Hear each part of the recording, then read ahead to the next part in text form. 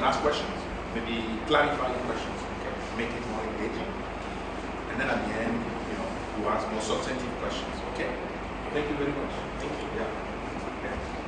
Thank you. Okay, good morning everyone. So the presentation, this work that I'm presenting today is actually the first time that I'm presenting it. It's very, very preliminary work.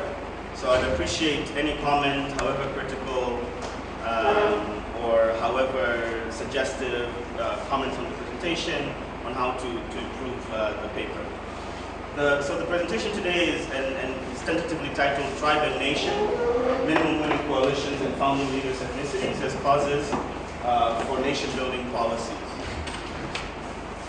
And it's really motivated by a paper that was written by Ted Miguel in 2004 called Tribe or Nation, where he sort of compares Tanzania and Kenya and argues that you know, holding constant ethnic diversity across the two countries, Tanzania does better in terms of being less driven by ethnic politics, and you see this effect in how public goods are provided.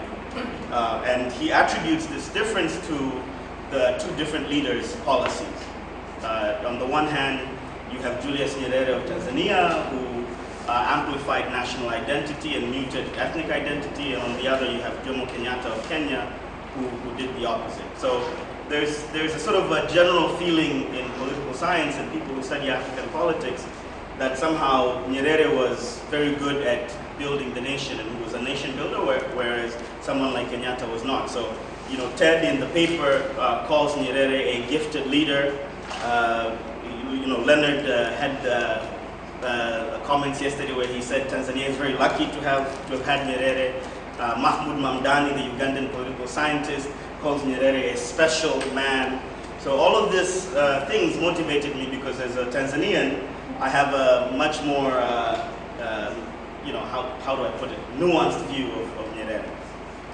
So in terms of, anyways, the roadmap, I'll talk a little bit about the summary of the paper and some preliminary results, motivate the idea why I choose to study this, and talk a little bit about the theoretical intuition that I rely on, and I'd appreciate the comments on that. Talk about the empirical specification, some results, and then why we observe certain leaders making choices towards ethnicity, while others make choices towards nation building. And what's critical is not just these two things in isolation, but the interaction of both these things.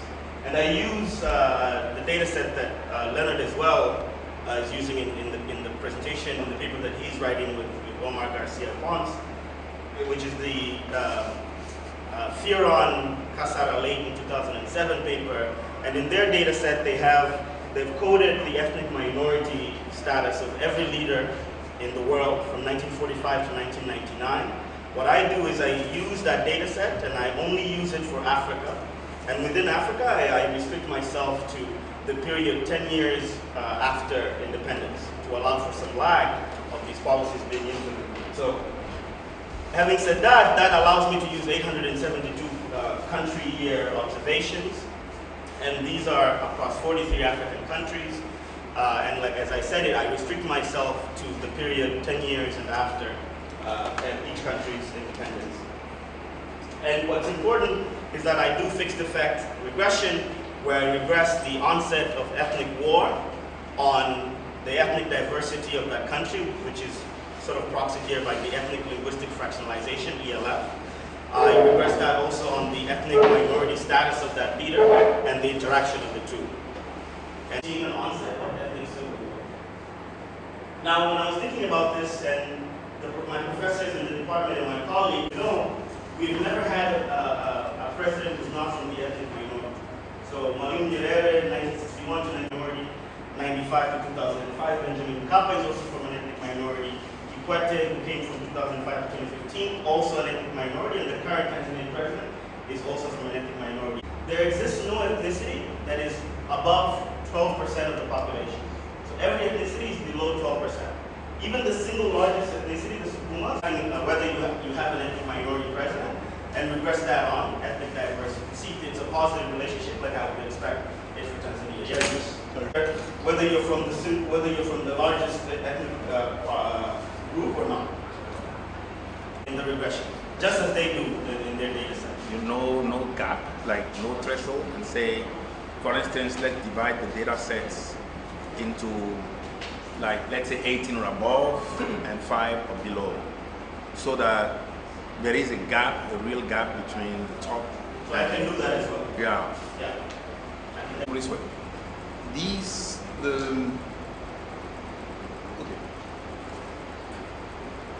way, I mean, since you mentioned my presentation yesterday, the way the two type of leaders were divided is those the socialists who were for peaceful struggle for independence, and the one who were violent. Okay, I mean, who were promoting or violence as a way to gain independence. Right. So there is a chance that this strategy itself might lead to like a different type of strategy in terms of ethnic politics. Mm-hmm. You see what I mean? Like, because for instance, if you are proning like peaceful transfer, you need a large coalition as possible. You need as many people on the street as possible. Right. As a result, you are forced to actually think more broadly. Right.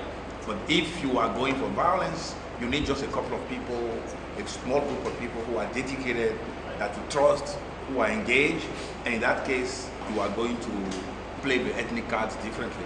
Right. So as a result, the issue is this choice that they made early on, right, and how it can dictate the way they approach ethnic coalition.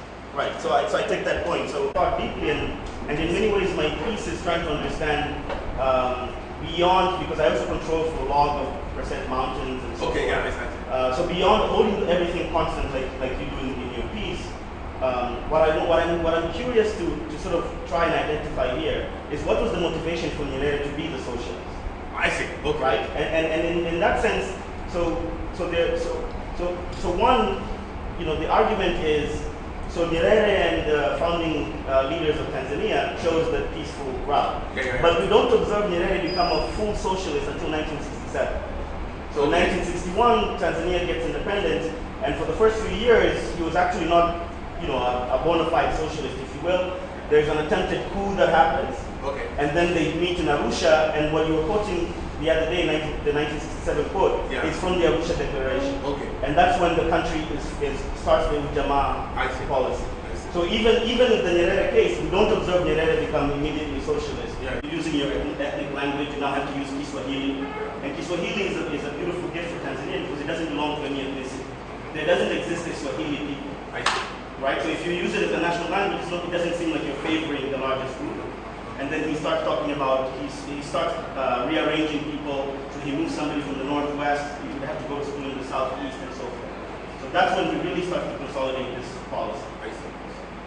And then the second thing is that, the lead up to that independence was either peaceful or not. Yeah. And the question is, how do you retain power? Right? And the idea is that, in a country like Tanzania, where there's a lot of ethnic diversity and you're the ethnic minority leader, you rule while we're the larger group. Right? So it's an idea of retaining power as well.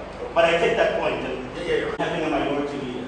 And when you think about it, it's almost mechanical, right? Like in the Tanzania case, if there doesn't exist a huge ethnic majority group, only when I was discussing this with my advisor, she said, yeah, but you're not being fair. What I want to do in terms of nation building, even if you observe them being from the ethnic minority. And so what I had expected is not